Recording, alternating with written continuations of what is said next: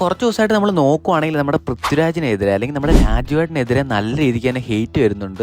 എന്തുകൊണ്ടായിരിക്കും ഇപ്പം ഇങ്ങനെ ഒരു ഹെയ്റ്റ് വരാൻ കാരണം? ശരിക്കും പറയുകയാണെങ്കിൽ പുള്ളി ഈ ഹെയ്റ്റ് ഒക്കെ ഡിസേർവിംഗ് ആയിട്ടുള്ള ഒരാളാണോ? അതുപോലെ കഴിഞ്ഞ ദിവസമായിരുന്നു നാഷണൽ അവാർഡ് കാര്യങ്ങളൊക്കെ കൊടുത്തത്. അപ്പോൾ അതിനെപ്പറ്റിയും ഒരുപാട് കോൺട്രവേഴ്സി കാര്യങ്ങളൊക്കെ നടക്കുന്നുണ്ട്. അതിനെക്കുറിച്ച് നമുക്ക് നോക്കണം. അതുപോലെ തന്നെ കൂട്ടത്തിൽ നോക്കേണ്ട ഒരു കാര്യമാണ് നമ്മുടെ ആടുജീവിതം എന്ന സിനിമയ്ക്ക് പൃഥ്വിരാജ് സുകുമാരന് നാഷണൽ അവാർഡ് കിട്ടിയില്ലെന്നുള്ള കാര്യം. അത് ഒരുപാട് ആൾക്കാർ പറയുന്ന ഒരു കാര്യമാണ്. അതിനെക്കുറിച്ച് നമുക്ക് നോക്കാം. അപ്പോൾ എല്ലാവർക്കും വെൽക്കം. അപ്പോൾ നമ്മുടെ പൃഥ്വിരാജ് സുകുമാരൻ എന്ന നടൻ അല്ലെങ്കിൽ നമ്മുടെ രാജുവേട്ടനെതിരെ എന്തിനാണ് ഇപ്പം ഇങ്ങനൊരു ഹെയ്റ്റ് ഒക്കെ വരാൻ കാരണമെന്ന് നമ്മൾ നോക്കുവാണെങ്കിൽ വേറെ പ്രത്യേകിച്ച് വലിയ കാരണങ്ങളോ കാര്യങ്ങളോ ഒന്നുമില്ല. അത് നമ്മുടെ L2 എമ്പുരാൻ ഇറങ്ങിയ സമയത്ത് എത്രത്തോളം കോൺട്രവേഴ്സി കാര്യങ്ങളൊക്കെ ഉണ്ടായിരുന്നു, എത്രത്തോളം പ്രശ്നങ്ങൾ ഉണ്ടായെന്നുള്ളതൊക്കെ എല്ലാവർക്കും അറിയാവുന്ന കാര്യങ്ങളാണ്. അത് തന്നെയാണ് മെയിൻ റീസൺ എന്ന് പറയുന്നതും. വേറെ പ്രത്യേകിച്ച് കാരണങ്ങളൊന്നുമില്ല. ഇപ്പോൾ പലർക്കും തോന്നും അത് ഓൾറെഡി കഴിഞ്ഞൊരു പ്രശ്നമല്ലേ, ഇപ്പം പിന്നെ എന്തിനാ അങ്ങനെ ഒരു ഹെയ്റ്റ് വരാൻ കാരണമെന്നൊക്കെ. ശരിയാണ്, നമ്മുടെ എമ്പുരാൻ ഇറങ്ങിയിട്ടുണ്ടായിരുന്ന ആ ഒരു വലിയ കോൺട്രവേഴ്സി ഒക്കെ കഴിഞ്ഞിട്ട് ഓൾറെഡി ആ പ്രശ്നങ്ങളൊക്കെ ഓൾമോസ്റ്റ് ഇങ്ങനെ മാറി വരുമായിരുന്നു. അങ്ങനെ ഇരിക്കുമ്പോഴാണ് ഇപ്പോൾ ആള് അഭിനയിച്ച ഒരു പടം, അതായത് ഒരു ഹിന്ദി പടമാണ്, അത് നമ്മുടെ സർസമീൻ എന്ന് പറയുന്നത്. ഒരുപാട് ആൾക്കാർ ഇപ്പോൾ ഓൾറെഡി തന്നെ കുറേ ട്രോളൊക്കെ കണ്ടിട്ടുണ്ടായിരിക്കും. അപ്പോൾ നമ്മൾ നോക്കുവാണെങ്കിൽ കഴിഞ്ഞ ദിവസമായിരുന്നു സർസമീൻ എന്ന് പറയുന്ന ആളുടെ ആ ഒരു ഹിന്ദി പടം നമ്മുടെ OTT റിലീസ് ആവുന്നത്. ആ ഒരു പടം ഡയറക്റ്റ് OTT റിലീസായിരുന്നു. അത്ര നല്ല അഭിപ്രായമൊന്നും അല്ല പടത്തിന് OTTയിൽ നിന്ന് നേടിയെടുക്കാൻ വേണ്ടി സാധിച്ചിട്ടുള്ളത്. നല്ല നെഗറ്റീവ് റെസ്പോൺസ് തന്നെയാണ് എല്ലായിടത്തും വരുന്നത്. ഞാൻ ആ ഒരു പടം കണ്ടിട്ടില്ല. കാണാത്ത പടത്തെക്കുറിച്ച് അഭിപ്രായം പറയുന്നത് ശരിയല്ല. അതുകൊണ്ട് തന്നെ ഞാൻ ആ ഒരു പടത്തെക്കുറിച്ച് ഒന്നും പറയുന്നില്ല. പടം കണ്ടവർ അഭിപ്രായം എന്താണെന്ന് ഉറപ്പായിട്ട് കമൻറ്റ് ചെയ്യുക. അപ്പോൾ നമ്മൾ പറഞ്ഞു വന്നത് എന്താണെന്ന് വെച്ച് കഴിഞ്ഞാൽ, ഈ ഒരു പടം ഡയറക്റ്റ് OTTയിലേക്കാണ് റിലീസ് ആയതെങ്കിൽ പോലും നമ്മുടെ തിയേറ്ററിൽ ഒരു പടം ഇറങ്ങുമ്പോൾ എങ്ങനെയാണോ അതുപോലെ തന്നെ ഈ പടത്തിന് പ്രൊമോഷൻ കാര്യങ്ങളൊക്കെ ഉണ്ടായിരുന്നു. അപ്പോൾ ഈ ഒരു പടത്തിൻ്റെ പ്രൊമോഷൻ്റെ ഭാഗമായിട്ടുള്ള ഇൻ്റർവ്യൂസിൽ വെച്ചിട്ടാണ് നമ്മുടെ രാജുവേട്ടന് നമ്മുടെ L3യെക്കുറിച്ചൊരു ക്വസ്റ്റ്യൻ വരുന്നത്. ആളപ്പോൾ ആ ഒരു ഇൻ്റർവ്യൂവിൽ വെച്ചിട്ട് കുറച്ച് കാര്യങ്ങൾ നമ്മുടെ L3യെക്കുറിച്ച് പറയുകയും ചെയ്തു. അതായത് നമ്മുടെ പ്രണവ് മോഹൻലാലിന് കുറച്ച് സീൻസ് കൂടുതൽ കാണും, കുറച്ച് സ്ക്രീൻ ടൈം കൂടുതൽ കാണുമെന്ന്. അതുപോലെ തന്നെ L3 ഉറപ്പായിട്ടും വരുമെന്നുള്ള കാര്യം ആൾ ഉറപ്പിച്ച് പറഞ്ഞിട്ടുണ്ട്. ഓൾറെഡി നമുക്കറിയാവുന്ന കാര്യമാണ്. അവരുടെ കയ്യിൽ ഓൾറെഡി ആ ഒരു ഐഡിയ കൊണ്ട് പടം എങ്ങനെ ചെയ്യണമെന്നുള്ളത്. പക്ഷേ അവർക്ക് സ്ക്രിപ്റ്റോ കാര്യങ്ങളൊന്നും ചെയ്തിട്ടില്ല. ആൾ ഓൾറെഡി L2ൻ്റെ പ്രൊമോഷന് കാര്യങ്ങളൊക്കെ ഭാഗമായിട്ട് വന്നപ്പോഴേ പറഞ്ഞിട്ടുള്ള കാര്യമാണ്. ലൂസിഫർ ചെയ്ത് കഴിഞ്ഞ് ആൾ ബ്രോഡായിട്ട് ചെയ്തതുപോലെ L2 കഴിഞ്ഞ് ഒരു കോമഡി പടം ചെയ്തിട്ട് മാത്രമേ L3യിലേക്ക് ആൾ മൂവ് ഓൺ ചെയ്യത്തുള്ളത്. അതെന്തായാലും അങ്ങനെയൊക്കെ തന്നെ കാര്യങ്ങൾ ഉണ്ടായിരിക്കത്തുള്ളൂ. പക്ഷെ ഇവിടുത്തെ പ്രശ്നം എന്ന് പറയുന്നത് ആൾ L3യെക്കുറിച്ച് അവിടെ പറഞ്ഞ കാര്യമാണ്.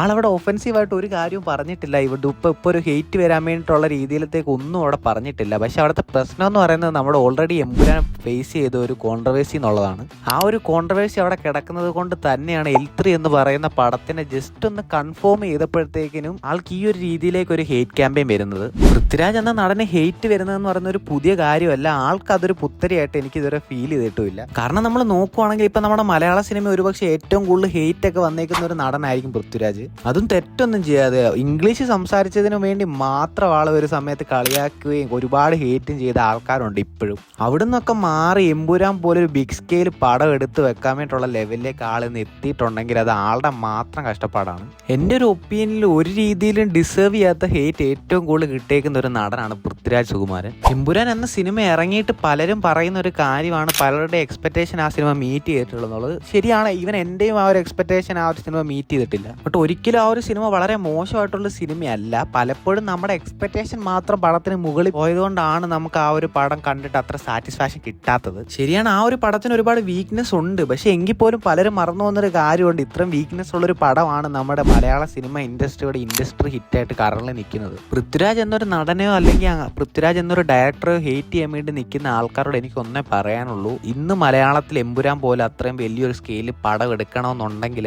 അത് പൃഥ്വിരാജ് സുകുമാരന് മാത്രമേ പറ്റത്തുള്ളൂ. അതുപോലെ തന്നെ നമ്മളിപ്പോൾ നോക്കുവാണെങ്കിൽ നമ്മുടെ മലയാള ഇൻഡസ്ട്രിയെ പുറത്തേക്ക് റെപ്രസെൻറ്റ് ചെയ്യുന്ന ചുരുക്കം ചിലരിൽ ഒരാളാണ് നമ്മുടെ പൃഥ്വിരാജ് സുകുമാരൻ. അതുകൊണ്ട് തന്നെ ഇപ്പോൾ വരുന്ന ഹെയ്റ്റ് ക്യാമ്പയിൻ ഒന്നും ഒരു രീതിയിലും ആളെ ബാധിക്കാൻ പോകുന്നില്ല എന്നുള്ളതാണ് എനിക്ക് തോന്നുന്ന കാര്യം. അപ്പോൾ ആളുടെ ഈ ഒരു ഇൻ്റർവ്യൂവിൻ്റെ ഒക്കെ സമയത്ത് ഇതുപോലെ കുറച്ച് കാര്യങ്ങളൊക്കെ ഉണ്ടായപ്പോഴത്തേനും നമ്മളെ മലയാളത്തിൽ ഇവിടെ ഓരോ ന്യൂസ് ചാനലിലൊക്കെ ഓരോ ഫേക്ക് സാധനങ്ങളൊക്കെ അടിച്ചു പൊക്കി വിടുന്നുണ്ടായിരുന്നു. സത്യം പറഞ്ഞാൽ ഇങ്ങനെയുള്ള കാര്യങ്ങൾ, അതായത് ഈ ഒരു ന്യൂസ് വരുമ്പോഴത്തേനും ഈ സത്യം പറയേണ്ട ആൾക്കാരൊക്കെ വന്നിട്ട് ഇത് ഫേക്ക് ആണോ ശരിയാണോ എന്നുള്ള കാര്യം പോലും നോക്കാതെ എടുത്ത് ഇങ്ങനെ ഓരോ ന്യൂസ് സ്പ്രെഡ് ചെയ്യുന്ന കാണുമ്പോഴത്തേക്കിന് ശരിക്കും തോന്നുന്നത് നമ്മുടെ ജനഗണമന സിനിമയിൽ പൃഥ്വിരാജ് എന്ന് പറയുന്ന ഒരു ഡയലോഗാണ്, സത്യം പറയാനാണോ മീഡിയ അതോ മീഡിയ പറയുന്നതാണോ സത്യം?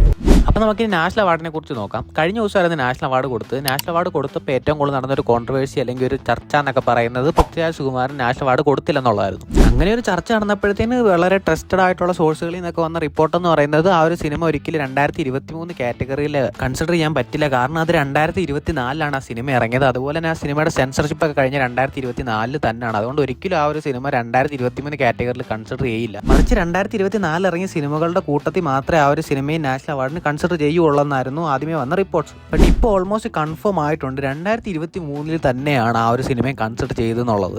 അത്ര മികച്ച ഒരു സിനിമ, എല്ലാ രീതിയിലും മികച്ച് തന്നെ നിൽക്കുന്ന ഒരു സിനിമ, കേരള സ്റ്റേറ്റ് അവാർഡ്സിൽ 9 സ്റ്റേറ്റ് അവാർഡ് നേടിയ സിനിമ. ഓൾമോസ്റ്റ് എല്ലാവരും തന്നെ നാഷണൽ അവാർഡിലും ഇതേപോലെ തന്നെ പെർഫോമൻസിനും ഡയറക്ഷനും എല്ലാത്തിനും നാഷണൽ അവാർഡ് കിട്ടുമെന്ന് പ്രതീക്ഷിച്ച ഒരു സിനിമ നാഷണൽ അവാർഡ് വന്നപ്പോഴത്തേനും ഒരു സ്പെഷ്യൽ മെൻഷൻ പോലും കിട്ടിയിട്ടില്ല. ഒരു രീതിയിൽ ഒരു ടെക്നിക്കൽ സൈഡൊന്നും കിട്ടിയിട്ടില്ല, അതിലെ പെർഫോമൻസിനോ കിട്ടിയിട്ട് ഒന്നിനും കിട്ടിയിട്ടില്ല. ഇപ്പോൾ ഓൾമോസ്റ്റ് എല്ലാവർക്കും അറിയായിരിക്കും ബെസ്റ്റ് ആക്ടർ അവാർഡ് കിട്ടിയെന്ന് പറയുന്നത് ഷാറുഖ് ഖാനാണ്. അതും ജവാനിലെ പെർഫോമൻസിന്. ഓക്കെ, ഓർത്ത് വെച്ചോ, ജവാനിലെ പെർഫോമൻസിന്. അതുപോലെ 12th ഫെയിൽ എന്ന സിനിമയിൽ അഭിനയിച്ച വിക്രാന്ത് മാസയ്ക്കും ആണ് ബെസ്റ്റ് ആക്ടർ അവാർഡ് കിട്ടിയത്. രണ്ടുപേരുടെ ഷെയറിംഗ് ആയിട്ടുള്ള ബെസ്റ്റ് ആക്ടർ ആയിരുന്നു. 12th ഫെയിലിൽ ആ ഒരു അവാർഡ് എന്ന് പറയുന്നത് അത്യാവശ്യം ഡിസേർവിംഗ് ആയിട്ടുള്ള അവാർഡാണ്. പക്ഷേ ഒരിക്കലും അത് പൃഥ്വിരാജ് സുകുമാരൻ എന്ന നടന് മുകളിൽ ഡിസേർവിംഗ് ആണോ എന്ന് ചോദിച്ചാൽ ഒരിക്കലും അല്ല. ആട് ജീവിതത്തിലെ പൃഥ്വിരാജിന്റെ പെർഫോമൻസിന്റെ അത്ര ഒന്നും ഉറപ്പായിട്ടും 12th ഫെയിലിൽ ആ ഒരു പെർഫോമൻസ് ഇല്ല. വിത്ത് ഓൾ റെസ്പെക്ട് വിക്രാന്ത് മാസയാണ് പറയുന്നത്, ആൾ ചെയ്തത് അടിപൊളിയായിട്ടാണ് ചെയ്തേക്കുന്നത്. അത് ഡിസേർവിംഗ് ആയിട്ടുള്ള സാധനം തന്നെയാണ്. ബട്ട് ഒരിക്കലും നമ്മുടെ ആട് ജീവിതത്തിൽ ആ ഒരു പെർഫോമൻസിനേക്കാൾ ഡിസേർവിംഗ് അല്ല. ഓക്കെ പോട്ടെ, but still it is deserving എന്ന് നമുക്ക് പറയാം. ബട്ട് ഒരിക്കലും നമുക്ക് കൺസിഡർ പോലും ചെയ്യാൻ പറ്റത്തില്ല ജവാനിലെ ഷാറുഖ് ഖാന്റെ പെർഫോമൻസിന് എങ്ങനെയാണ് അവർ നാഷണൽ അവാർഡ് കൊടുക്കുന്നതെന്ന്. ഒരിക്കലും ഷാറുഖ് ഖാൻ ഒരു മോശം നടനാണെന്നൊന്നും അല്ല പറയുന്നത്. ഷാറുഖ് ഖാൻ ഇതിനു മുമ്പ് ഒരുപാട് നല്ല നല്ല സിനിമകൾ ഡിസേർവിംഗ് ആയിട്ടുള്ള നാഷണൽ അവാർഡിന് ഡിസേർവിംഗ് ആയിട്ടുള്ള പടങ്ങൾ വന്നപ്പോൾ ഇവർ കൊടുത്തിട്ടില്ല. എന്നിട്ടാണ് ടിപ്പിക്കൽ മാസ് പടമായിട്ടുള്ള ജവാൻ പോലുള്ള ഒരു പടത്തിന്റെ പെർഫോമൻസിന് ഷാറുഖ് ഖാൻ ഇത് കൊടുത്തേക്കുന്നത് നാഷണൽ അവാർഡ്, അതും ബെസ്റ്റ് ആക്ടർ.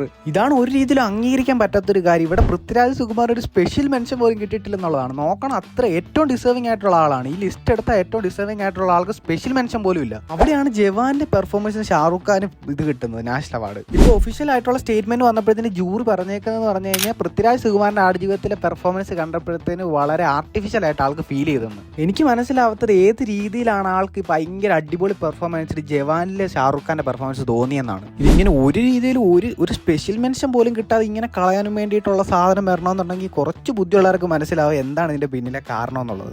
ഓക്കെ, അത് എന്തെങ്കിലും ആവട്ടെ, 12th ഫെയിലിൽ ആ പുള്ളിക്ക് കുറച്ചെങ്കിലും ഡിസേർവിംഗ് ആയിട്ടുള്ള ഒരാൾക്കെങ്കിലും അവിടെ കൊടുത്തെന്നെങ്കിലും വിചാരിക്കും. ഇവിടാണ് ഇനി വരുന്നതാണ് ഏറ്റവും വലിയ കോമഡി. ബെസ്റ്റ് ഡയറക്ഷനും ബെസ്റ്റ് സിനിമാറ്റോഗ്രഫിയും ദ കേരള സ്റ്റോറിക്ക്, ഏത് ആ പ്രൊപ്പഗാണ്ട തീട്ടപ്പടത്തിന് ഏത് രീതിയിലാണ് അവർക്ക് ഈ ഒരു അവാർഡ് കൊടുക്കാൻ വേണ്ടി ഇതിനകത്ത് തോന്നിയെന്നുള്ള കാര്യമാണ് മനസ്സിലാവാത്തത്. ഒരിക്കലും ഇതൊരു പ്രൊപ്പഗാണ്ട പടമായതുകൊണ്ടല്ല പറയുന്നത് കൊടുക്കുന്നത്. പക്ഷെ ആ പടം എടുത്തു വെച്ചേക്കുന്നത് അങ്ങനെയാണ്, സീരിയൽ ലെവൽ മേക്കിംഗ്, അല്ലാതെ വേറെന്താ. സീരിയൽ ലെവൽ മേക്കിംഗ് അതുപോലെ തന്നെ അതിന്റെ സിനിമാറ്റോഗ്രഫി. ഇനി ആട് ജീവിതം എന്ന് പറഞ്ഞൊരു പടം അവിടെ ഉണ്ട്. ബെസ്റ്റ് ഡയറക്ഷനും ബെസ്റ്റ് സിനിമാറ്റോഗ്രഫി ഏത് രീതി നോക്കിയാലും ഡിസേർവിംഗ് ആയിട്ടുള്ള പടമാണ് ആട് ജീവിതം. ആട് ജീവിതത്തിൽ ഷോട്ട് ബൈ ഷോട്ട് എവിടെ എടുത്ത് നോക്കിക്കഴിഞ്ഞാലും നിങ്ങൾക്ക് ഒരു രീതി പോലും ഒരു ക്വാളിറ്റി ലോസ് ഫീൽ ചെയ്യത്തില്ല. പക്ഷെ നിങ്ങൾ കേരള സ്റ്റോറി എത്ര പേര് കണ്ടിട്ടുണ്ടെന്ന് അറിയത്തില്ല. ആ ഒരു പടം കണ്ടവർക്ക് അറിയാം, അത് കണ്ടു തീർക്കാൻ തന്നെ നമുക്കൊരു പാടാണ്. ഞാൻ ഇതുവരെ ആ പടം ഫുള്ള് കണ്ടു തീർത്തിട്ടില്ല. ആ പടം ആ ഒരു വലിയ ഇഷ്യൂ ഒക്കെ ഉണ്ടായപ്പോഴത്തേന് അതിന്റെ കാര്യം എന്തെന്ന് അറിയാൻ വേണ്ടിയെങ്കിലും കാണണമെന്ന് വിചാരിച്ച് ഡൗൺലോഡ് ചെയ്തതാണ്. ഞാൻ ഒരു 30 മിനിറ്റ് തികച്ച് കണ്ടിട്ടുള്ളൂ. കാരണം അത്ര ബുദ്ധിമുട്ടാണ് അത് കണ്ടിരിക്കാൻ. അത്രയും വളരെ മോശം മേക്കിംഗ് ഉള്ള ഒരു പടത്തിനാണ് ഒരു നാഷണൽ അവാർഡ് കൊടുത്തേക്കുന്നത്. ആട് ജീവിതത്തിൽ ഒരു ഒറ്റ ഫ്രെയിം എടുത്ത് വെച്ച് കഴിഞ്ഞാൽ അതിനുള്ളതില്ല ഈ കേരള സ്റ്റോറി. അതുപോലെ ഡയറക്ഷനും എല്ലാത്തിനും സ്റ്റേറ്റ് അവാർഡ് എല്ലാത്തിനും കിട്ടിയ ഒരു പടമാണ് ആട് ജീവിതം. എന്നിട്ട് ഇവരൊന്ന് ജസ്റ്റ് അതിനൊന്ന് സ്പെഷ്യൽ മെൻഷൻ പോലും കൊടുത്തിട്ടില്ലെന്നുള്ളതാണ്. നാഷണൽ അവാർഡിന്റെ ഹിസ്റ്ററി നടന്നേക്കുന്നത് ഏറ്റവും കോമഡി ആയിട്ടുള്ള നാഷണൽ അവാർഡ് ആയിരിക്കും ഈ ഒരു നാഷണൽ അവാർഡ് ഉറപ്പായിട്ടും.